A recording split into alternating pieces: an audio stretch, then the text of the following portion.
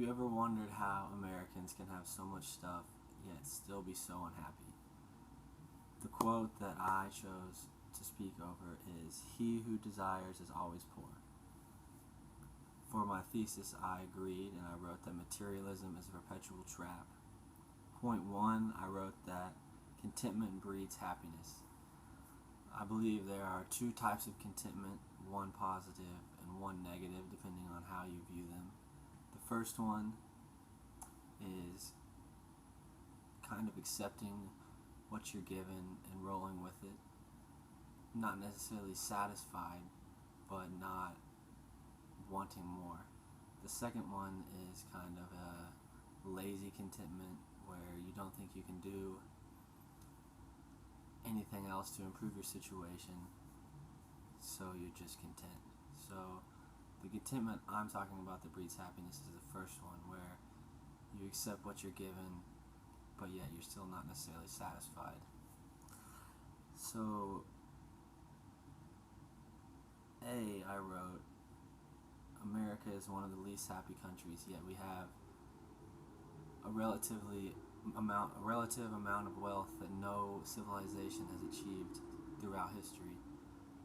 And even our poverty line still is way better off than a lot of third world countries.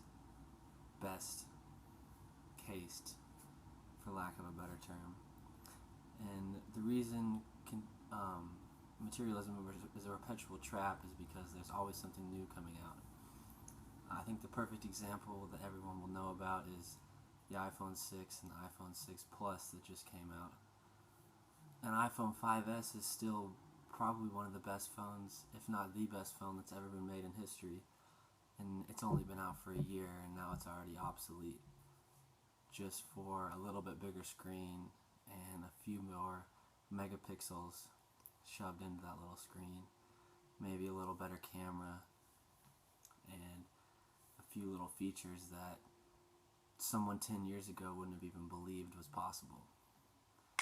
So I think that puts into perspective how he who desires is always poor, because you're always wanting more and more. For point two, I wrote that money and happiness have little correlation. Money and happiness, I think, are like a bell-shaped curve. You have to have a little bit in order to be able to do some things, but once you get past a certain amount, it's up to you. You have to find happiness and peace within yourself. There's only so much money can do. It can only buy you a car that gets you from A to B, and X amount of square feet will only provide so much. Money can't buy you relationships or love from the people around you. So that was outline 2. Outline 1, they kind of tie in together somewhat, is you can make more friends in 2 months by becoming more interested in other people than you can in 2 years by trying to get people interested in you, which is a quote by Dale Carnegie. And I believe it's from the book How to Win Friends and Influence People I read a couple years ago.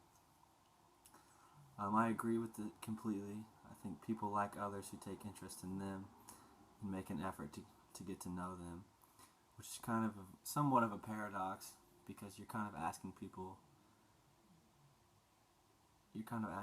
to do what the quote is saying not to do. Let other people, you think you get what I'm saying. Point 1 is selflessness attracts, which I believe wholeheartedly. You get what you give. And the best example I know of that came to mind is Remember the Titans. How in the beginning everyone is kind of individualistic and everyone's butting heads. They're going through the segregation wars in the 50s and 60s, and through the adversity they learn about each other. They give up their self-centered, egocentric ways and put their fellow teammate before them, and I think we all know what happens. They come together and